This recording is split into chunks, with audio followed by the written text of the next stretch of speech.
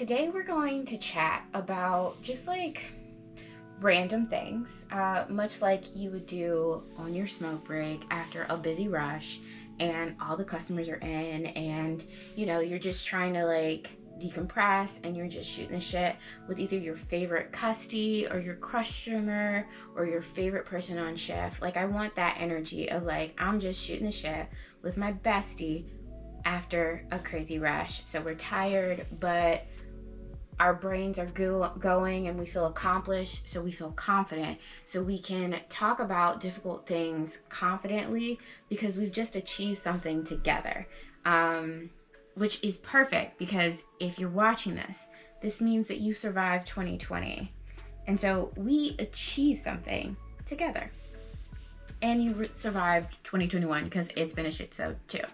So today I want to talk about why sometimes it's difficult for you to have Black folks to work with, or Black customers.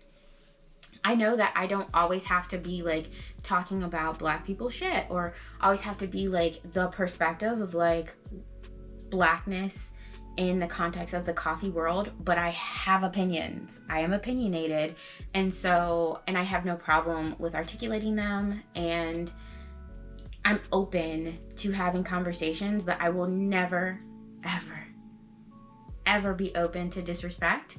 And so just keep that in mind if you choose to engage or like extend the conversation in the comments, which I wish you will. Like, don't expect me to be the bigger person because I am 4'11" and a half. If that was it, if being the bigger person would be my ministry, like God would have gave me a few more inches. So just keep that in mind. So the first thing that I talk about whenever I think about like, because a lot of times people are like, why don't Black people like specialty coffee? And I've made specialty coffee or quality coffee for my Black friends and they love that shit. For my Black family and they love that shit. But a lot of times it's you. And, like, sometimes we be the issue. Sometimes, we light a little sage and we're the bad vibes. And so take this as an opportunity to be made aware that, like, you're kind of whack as fuck. And that's why Black people don't either want to work with you or don't want to be in your shop. And that's like a harsh thing to say. But I've just been watching and educating myself more on the Black experience outside of my experience in America, and getting the framework on why these things are happening and how people engage with us, and just trying to pinpoint where the audacity came from. Really, that's where I've been at. And so as I've been like exploring that, I found less and less shits to give. And so I'm just gonna talk it to you straight, like we cool, like we're besties. Like I'm your crazy Black cousin, and I'm just letting you know that, like, probably because your shit's whack. But let me expound, because that is a state of being, that is the present, that is not permanent. So we can all do better. So from the customer side, right? As a customer, if I come into a place and there's not a bunch of Black folks, I'm like, where's the vibe check? Like, we don't always want to be the initial vibe check. Many times we find ourselves being the first Black person in these spaces. And I don't know if you know, but that's not fun. That's not fun. No one likes doing that. I think of this in terms of like high school. Like, I went to a predominantly white high school, and many times people think that Black and non-Black people of color go to these high schools because they want to be around whiteness, because it's so cool. And no, it's because that these are where the resources are, and we recognize that we need the resources, and that comes with it. But so does a bunch of traumas. And so once we're out of these like obligatory moments where we have to be the only black person in the class, and we have to be the only black person in the neighborhood, and we're the only black person shopping at the store, like no one wants to be the only, okay? And so when you go in shops and you can only see one black person there occasionally, or you all have like an air of like you're not welcome in this space, or like I love it when I like go into these different coffee shops and like they get this like wide-eyed like, oh, I don't know how to act around black people, and I'm just like, bruh, like just act how you act right, stop being weird.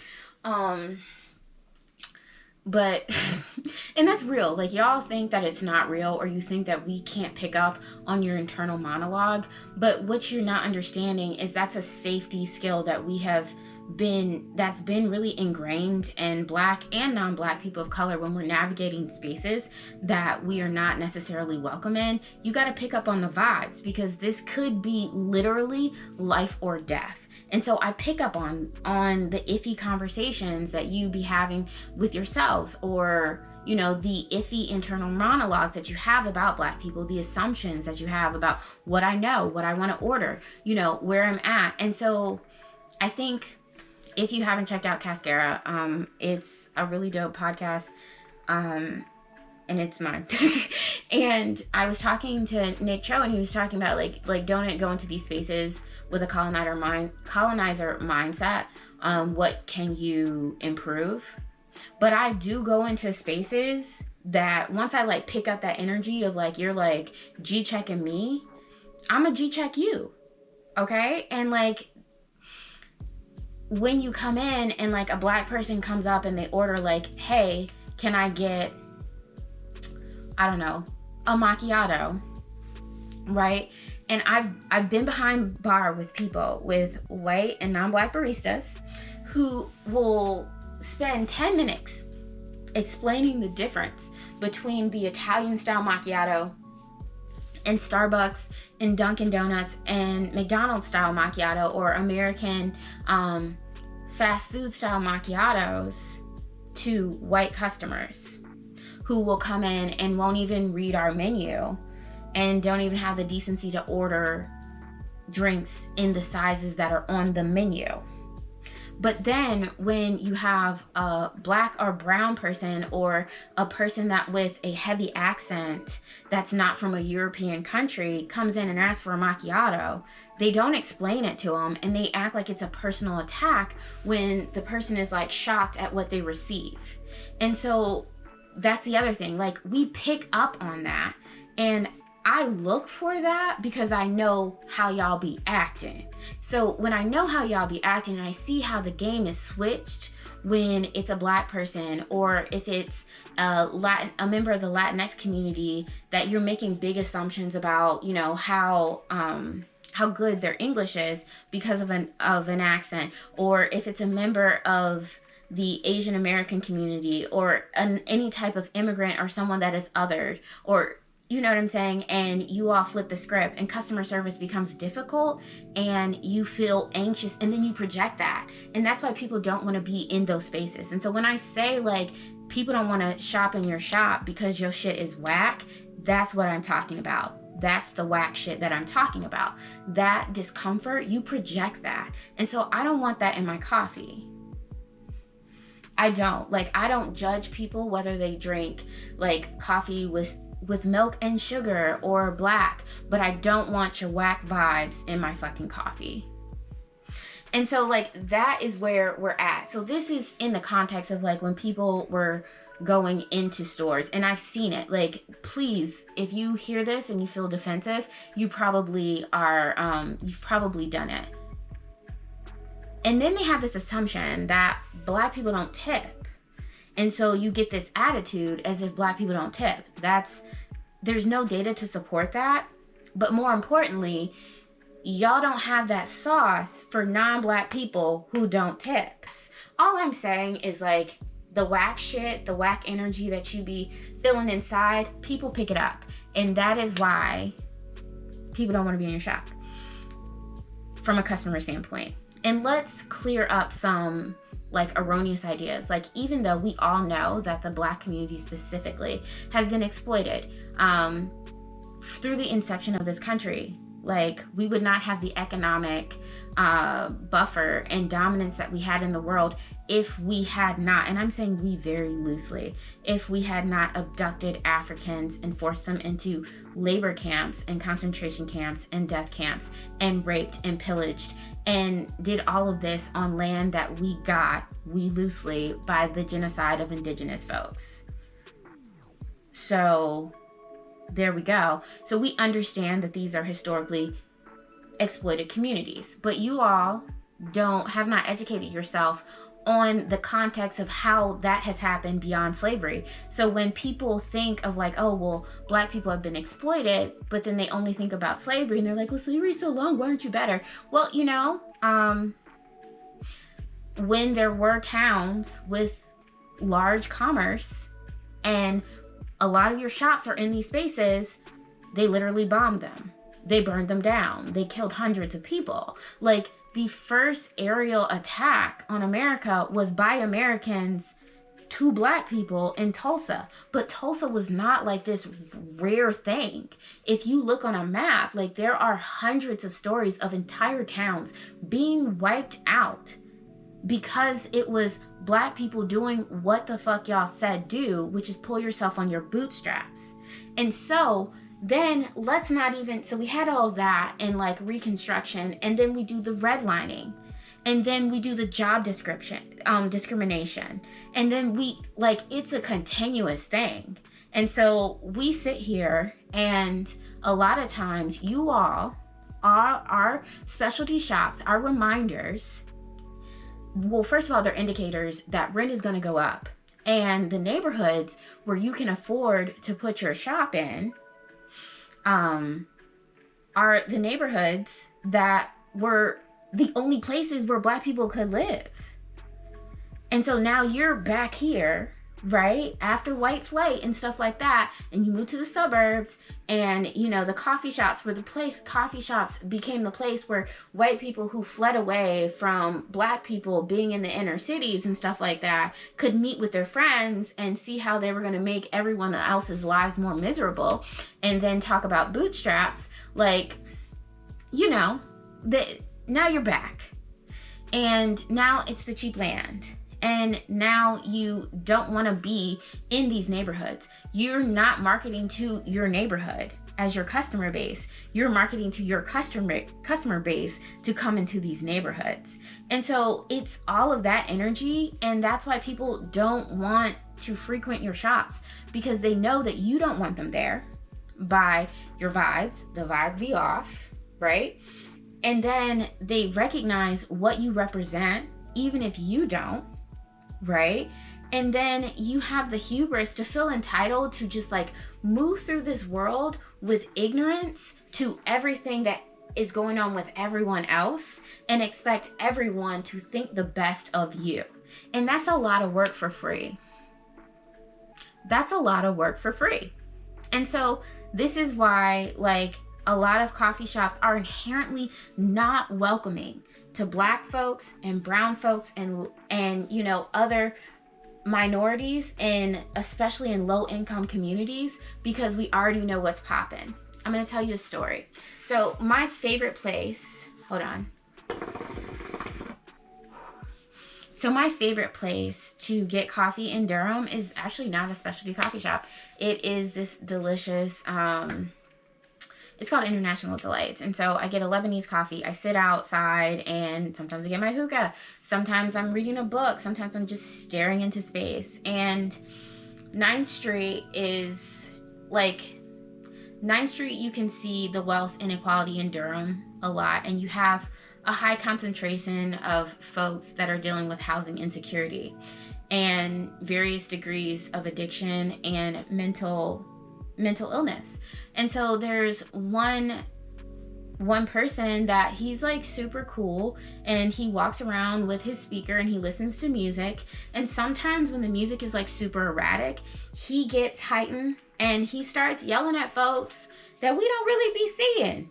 And so yeah, and so I mind my business, or if it's like a little bit heightened, I know him and I'm like, hey, how can I help you? Or hey, are you hungry? Or hey, do you need some water? Because you have personal courage and some basic fucking empathy and human decency to like acknowledge the shared humanity and be able to go to someone and be like, hey, seems like you're going through some shit. How can I be an assistant? How can I make you feel better? How can we get through this together if it's super intense? But most of the time, it's just like he's like yelling and he just be, you know, like he yelling. He ain't yelling at me and he's not yelling at you. And so the last time we were there, these white people who've never been here before, never been in this neighborhood before, I've been going there for like, you know, like 10, 12 years, are like, well, should we call the police? Why?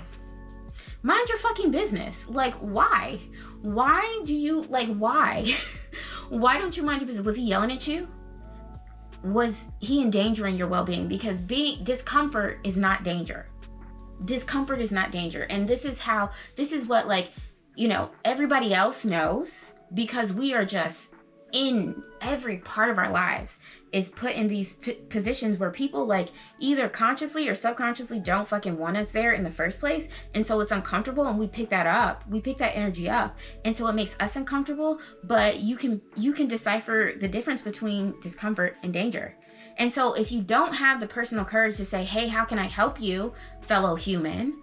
And you're not being attacked and you're not impeding on going about your day, go about your damn day. Why do you feel like you have to make everybody in like a 10 block radius, all the Black and brown folks especially in a 10 block radius lives, inherently unsafe by involving a state-funded entity that is statistically more likely to harm and kill Black and brown folks than anyone else?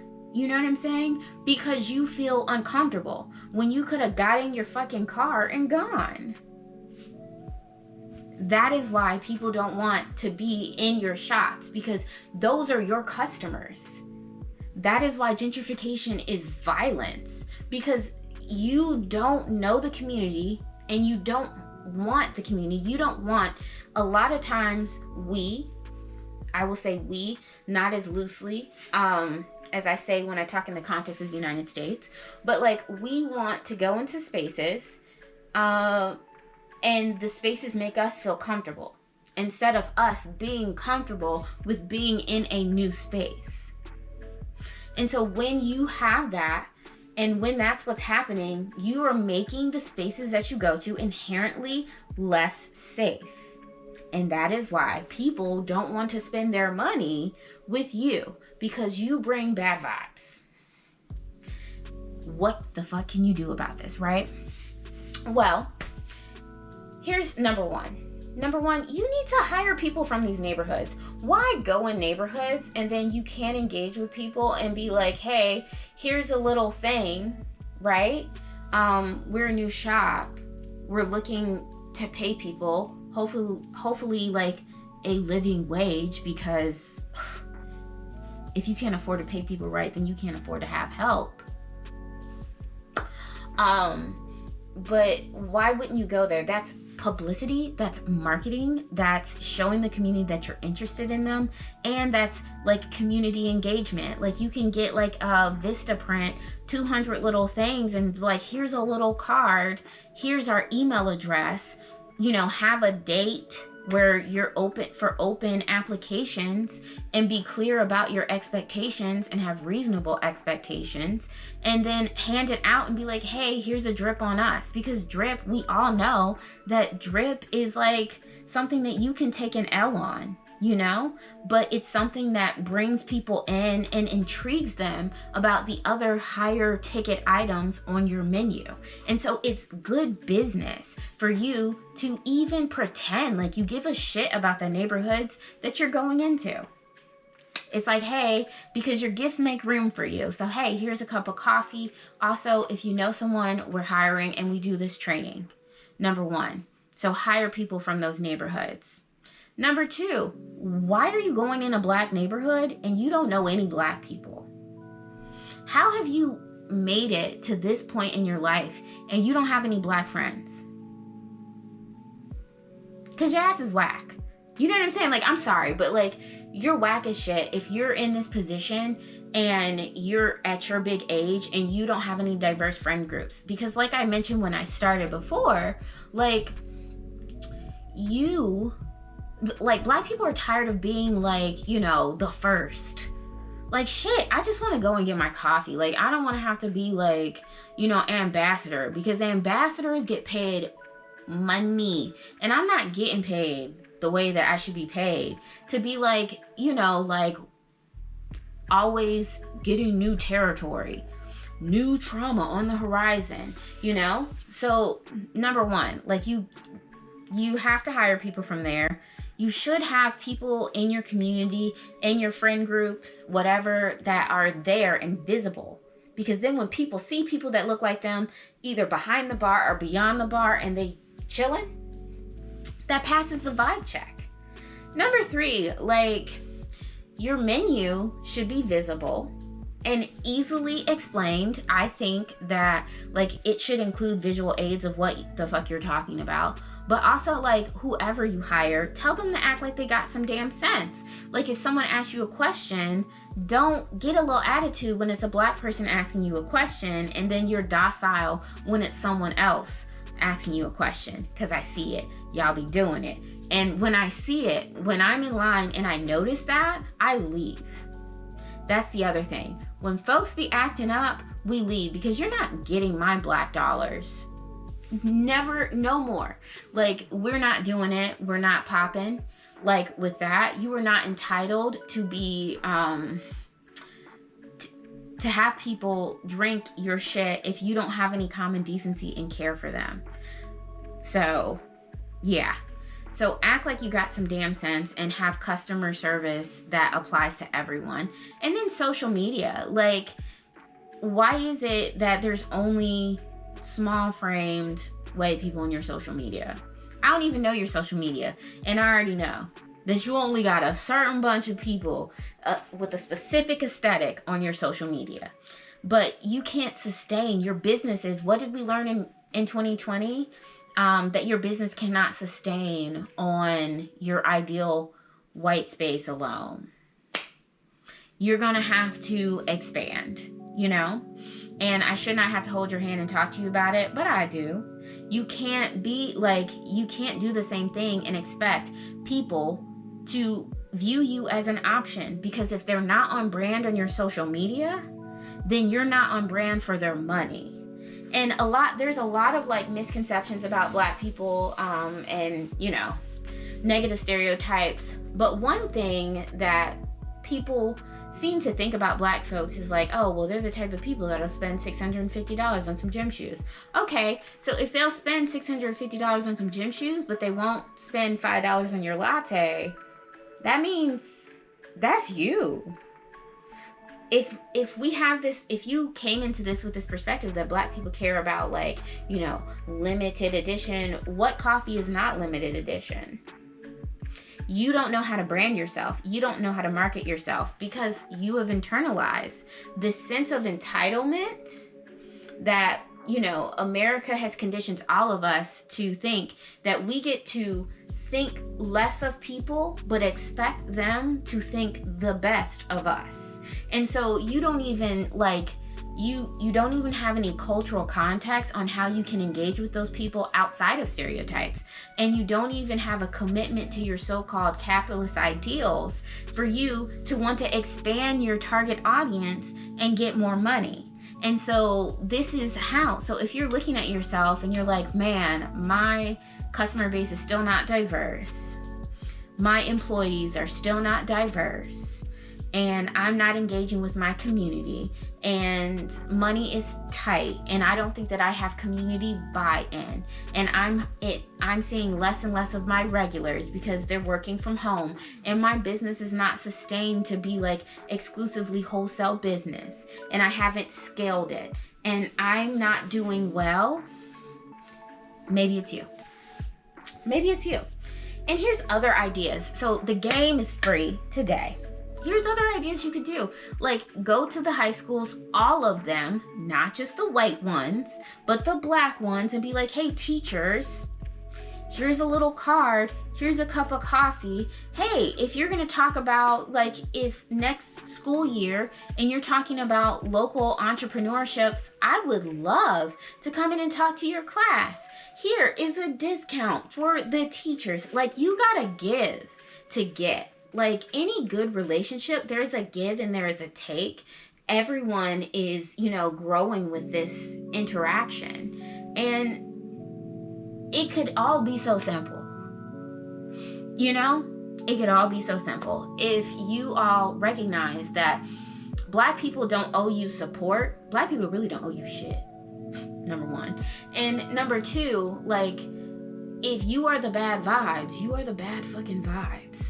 And so you need to address your bad vibes. You need to elevate your perspective that you view of the people that you want their money. And most importantly, you need to elevate your perspective of yourself. You may have gotten into that building because of centuries of systemic exploitation of these communities. But for you to stay in that building and for you to be successful, you don't have to reinforce that. You don't need that. You don't have to be a parasite. You can really do good in these communities if you recognize that that's a part of what you're buying into. That has to be a part of a sustainable business model, because we don't know what's going to happen. Like COVID-19 really put us on our toes and let us know that we are really working in a delicate balance. And the reality of all of that is that we need each other. And unity is not how much of your bullshit am I willing to take? Because that's the thing, like, as a Black person, and next smoke sesh, we'll talk about from the behind the bar perspective. This was kind of like centered around customer base and community base stuff. But as a Black person, it is difficult because it feels like I'm not measured. We're not measured by work ethic, contributions to society. I mean, there are so many, I'm not even gonna go into how many contributions to society from every aspect. Almost everything that you love about America has been enriched by Black people. Every aspect that people outside of America mimic about America, other than the inherent anti-Blackness, we'll talk about that too at a later date, has been enriched by Black people. So what the fuck, dude? Anyways. But there's this idea of to be a good person is you're growing, you're evolving, you're doing what you need to do, you're contributing to society, you're caring for your loved ones, you're having an open mind, you're expanding your perspective.